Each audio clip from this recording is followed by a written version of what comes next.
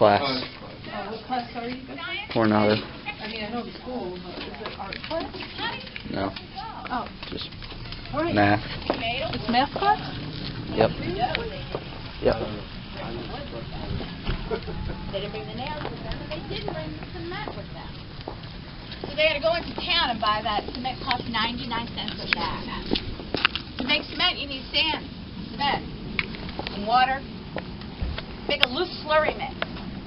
Mr. Wright picked out the exact stones that he loved. And some of them you see the orange. You can see it right here. This is a great example of how time stands still. See this orange part right here? That one's a real good example of it too. That part would have been face down in the ground for about 500 years. But we all know our rocks roll around here. Because on a very rare occasion, and I do stress that word rare, we have an earthquake. Remember we had one a couple weeks ago? Right? The lawn chair fell over? Yeah, I mean, right. We don't get a lot. But all those rocks fell from the bottom of the top of that hill. They roll down. So sometimes these rocks, Mr. Wright saw these orange rocks, and he would cover them up with newspaper to make sure that they wouldn't get damaged. It's also how the Hohokam makes their petroglyphs. Because on these rocks grows something called desert varnish. It's a microorganism called pyrolusite. Now, Mr. Wright didn't know what they were called. Later on, he found out. And it wasn't illegal for him to move petroglyphs. As you can see, there's some right here. You've seen some right there. As we go along, you might see some more. They all come up from down there. There is so many of them. But it would take 15 or 20 men to move these rocks. And that's how he said, I need a 4-man rock or a 2-man rock. And that's how we built the walls. Now, it dried quickly. And they stacked them up and built this most important building on the whole entire place. What do you think it is? What's your most prized possession if you're an architect?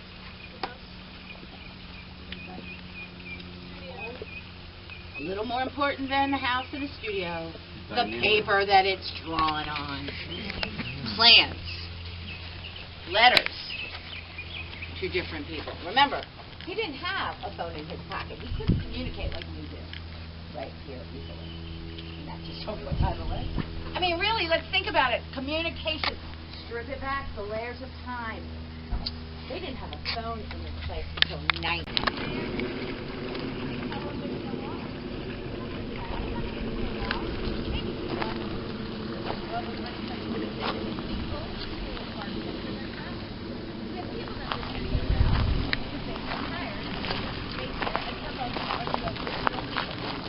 John Ratzenberg, the first apprentice, 98 years old right now. He still lives here. There's another one, Strong Joe they call him. He lives in Wisconsin up there. He's 97. People live a really long time here. Maybe it's in the water, but we don't know where water is. We're going to collect rainwater. Mr. Wright had no clue that we only get 6 inches a year. Can't do laundry with 6 inches a year, that's for sure.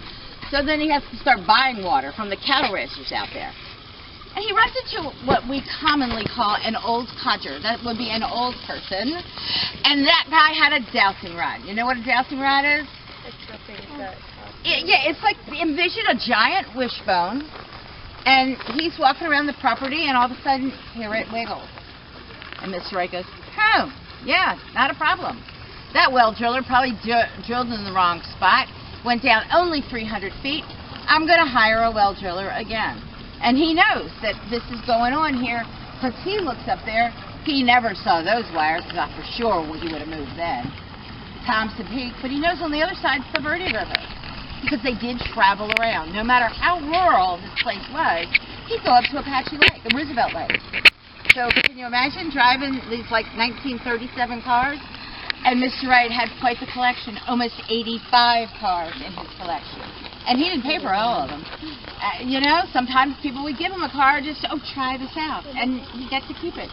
Same thing happens with a piano, which I'll show you in a minute. So the water wiggles. We've been digging water out of here. He went down 300, 400, 450, and the guy's getting frustrated. Mr. Wright, you're wasting my time and your money. He says, young man, you have plenty of time. I will find more money. He doesn't need to find too much more. 480 feet, we hit a well spring. Because down there, what do we have? The Salt River. Right over that mountain, we have the Verde River. This is a well spring. 78 years we've been pumping water out of here. The city of Scottsdale tests it. It's perfect. Because remember, we're a whole family now. We got a great big group of people living here. People with children. So Mrs. Wright and an original apprentice, Cornelia Brierly, who passed away 2 years ago at the age of 99 and a half, and I give her credit for that half, puts the grass in when the kids are little because they need a soft place to play. Remember, it's dangerous out there. Okay. And then you got this beautiful fire break no, why not? patio, and then you have grass, and then you have water, and those 2 orange doors that you see, that's the kitchen. Because where else is a fire going to start? Kitchen. Makes this a dining room. You are looking at the last 4 original redwood beams. Mr. Wright got a smoking deal on redwood, because guess what doesn't last in this desert? Replaces it with Douglas fir, and in future years, actually steel. So there are a lot of buildings we hear with steel roofs, always painted Cherokee red. The thing that's hanging down, what do you think those might be? Those triangles that are hanging down way in the roof. Anybody ever been to Wisconsin? Anybody ever seen snow? Yeah. Anybody know? And you're thinking, well, wait a minute. But what he sees is all this. From here out to there, so this is the desert floor. It's the shining brow of the hill. And here we sit. It's a great view. Look at it. And then one year they come back and he sees a single light. And he's annoyed. Says to his wife, we're going down to Tucson. We're going to go buy some property in Sabino Canyon. It's much more isolated. They're closing in on us. One light. One light. And he never saw those great big electrical poles. He really would have left then for that. He sees that single brown pole. And then he finds out that the Fowler McCormick family has bought some land out there and they're going to have a ranch. McCormick Ranch? McCormick Ranch, you got it. And McCormick Ranch rose prize-winning Hereford cattle, and there was a little side breeding program. The Arabian horse. You know, last week we had that great big all-Arabian horse. That's Mrs. McCormick's legacy to the valley. Only Mr. Wright didn't care about anybody else's legacy. He only cared about what his view looked like. So he's annoyed. And he's so upset that the story goes he calls Harry Truman. Anybody know who he is? Yeah, President of the United States. And he says, oh, that's something to discuss with the governor. And I don't know who the governor is at the time, and I won't ask you that one. And he says, oh, I already did. I know how to bury power lines. Can we please? No. We lost some of that land out there to eminent domain. You know what that means? Yeah, it's when the government takes your money and, like, because they want to build on it, so they offer you compensation. Yeah, right. Not very much compensation either. Right. But that's okay. We're down to 550 acres. We've kind of kept some of the land away, some of the people away. But you can't take down the roof lines. So he's really upset.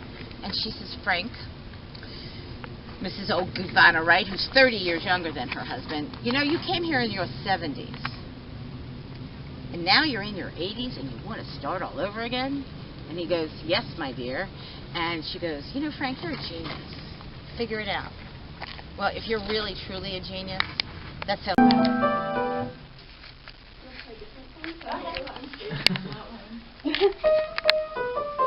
Thank you. Thank you. Early.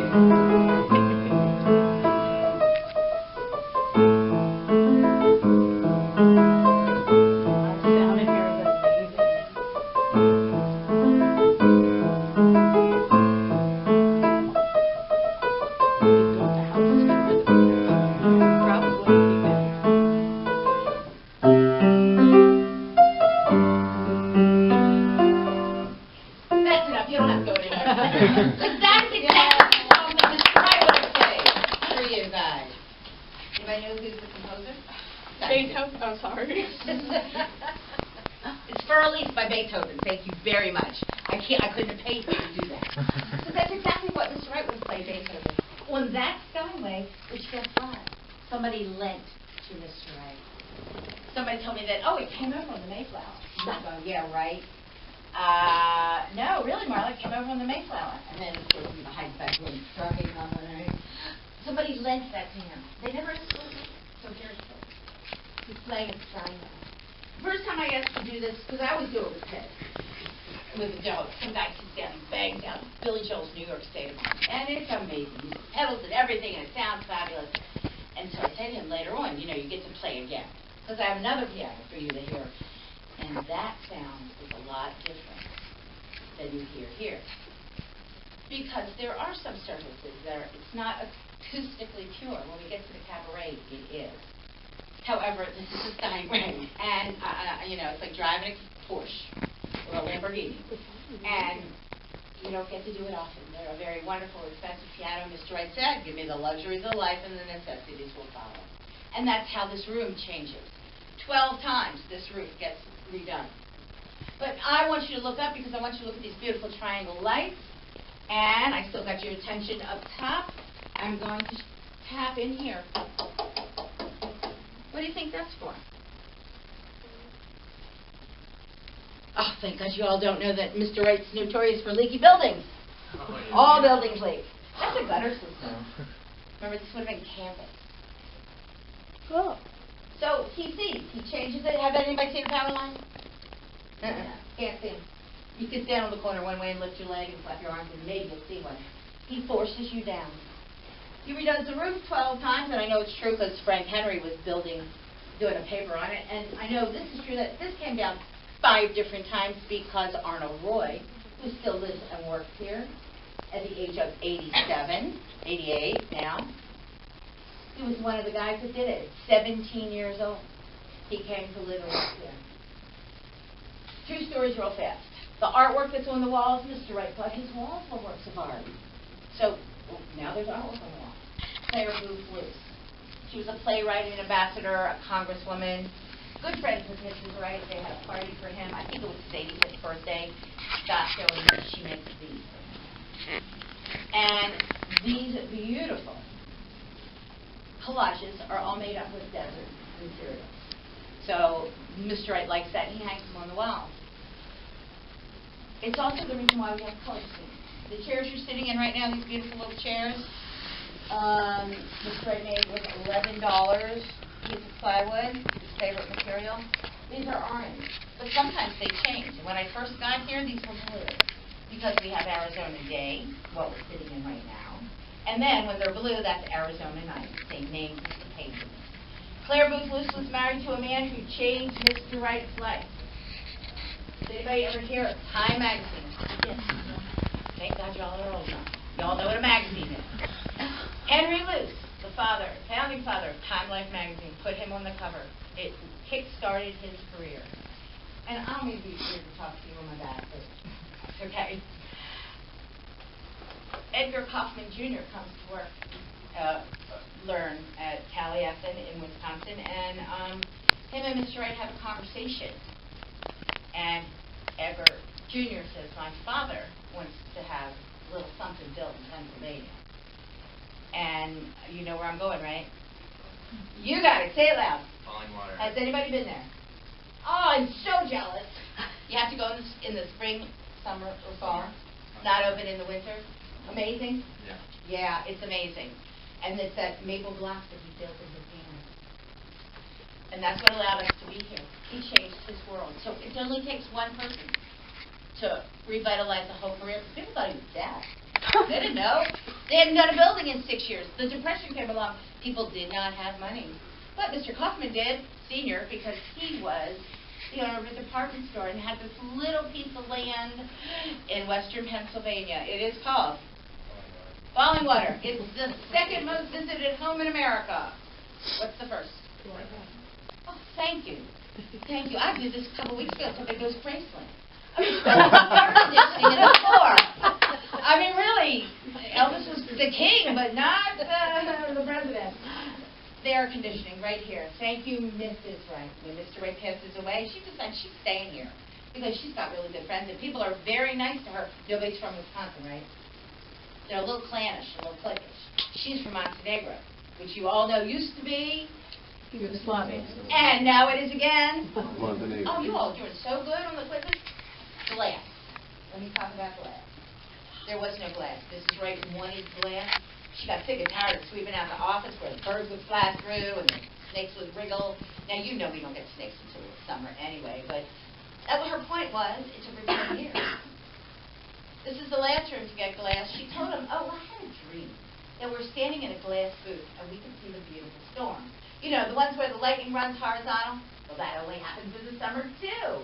The monsoon season, those are the father rains. Those are the more violent rains. Right now, we're in the winter season, the mother rains, the more gentle ones that allow us to be in such beautiful bloom. So imagine, this is the last room, and the glazer comes in, and he uses a professional. He says, Mr. Wright, that pot's in the wrong place. Really? You don't ever tell Mr. Wright that's the wrong place? So Mr. Wright tells him, figure it out. You're the professional. So as you walk out, I want you to take notice and see what he does. And I come running every time it rains to see if they ever get wet. And they truly are in the right place. Last but not least, I want to share with you how Mr. Wright creates people as artists. This sculpture back here, that's okay. It's beautiful. It was done by Franco, an Italian sculptor. Mrs. Wright had hired him. Mr. Wright's sitting right where you are, posing for this. And he says, oh, go get everybody. Everybody came but one person. She was being Cinderella. She was doing laundry. She couldn't come. Her name is Eloise Christmas. So she comes later on at night. Mr. Wright's still sitting in the chair. And they said, you know, give her some clay. And she's molding it and sealing it. And as you walk out, I want you to see what she does with that lump of clay. Because she actually would sneak in at night and watch Franco. And she learned a lot of lessons about sculpture, about the planes and the lines in his face. But what she captured is Mr. Wright's spirit and his soul. That is Mr. Wright's official bust. And we're going to go right through that door. And if you will follow me, check out these two things right here. And don't forget to look at the geometry.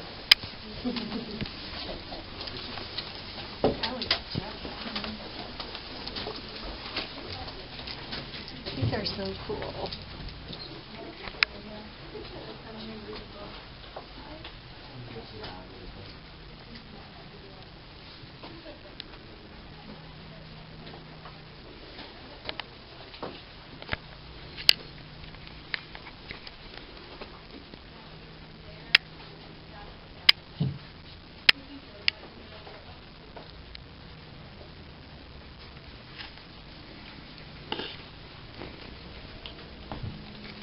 Watch your head. This is a real watch your head spot. Taliesin is a Welsh name for bright shining brown. Oh, really? It was a I actually man. things in yours because I can't.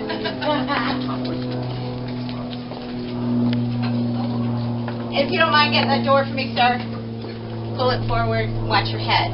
This is a real watch your head spot. Not you so much. I know. I'm even wearing heels. No. That's okay. But look, this is pretty low. Wow. Oh, I love hearing that. You guys go, oh, well, wait, I got something. That's very cool. I know. I know. I'm a tree hugger, so this is very cool. Well, I mean, like temperature-wise. Oh, yes, it is cool. And let's emphasize that maybe it's the chlorine in the pool. But look at this beautiful pool. It's a water fountain. And there's the water tower right up there. That's what they used to stay for. That makes me look up there and look at those beautiful trees. It's called a Hong Kong orchid tree. And it's 3 weeks. So, come back on a Saturday. Do you see those shapes? Tell me what it is.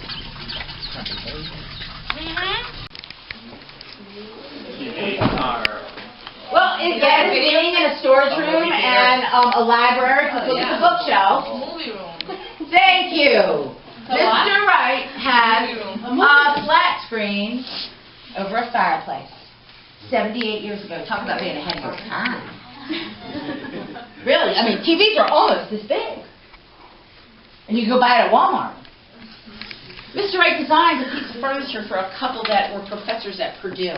And I just learned this story 2 weeks ago, and I'm trying to remember to tell it. But in this piece of furniture, there's a big opening at the top.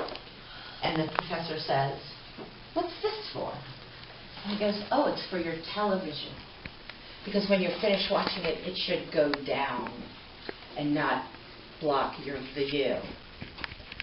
And the professor was indignant, says, we don't own a television, and we never will. Now remember, most Americans did not have them in the 50s. And he goes, you might, the future's coming. He also designs the first drive-up bank. And those people said, that's ridiculous. Nobody's going to do banking by a car. Now nobody does it by car. Nobody does it by, well, yeah, but you still do it in the car. Drive-in banking. He designs gas stations, only they called them filling stations back then. Very futuristic. And you can see that now in the 50s designs of gas stations. Mr. Wright's designing amazing things. He also says the carport is important. Garages are for horses. And that's what it was back then. The car was just coming out. Mr. Wright had 85 of them, and he painted them all red. Cherokee red, to be exact. But the picture's behind you. There's our history. That's what it looked like back then. It's a tough life. These people were strong. Yeah, there was no Motel 6 for them to do it on the cheap. This is where they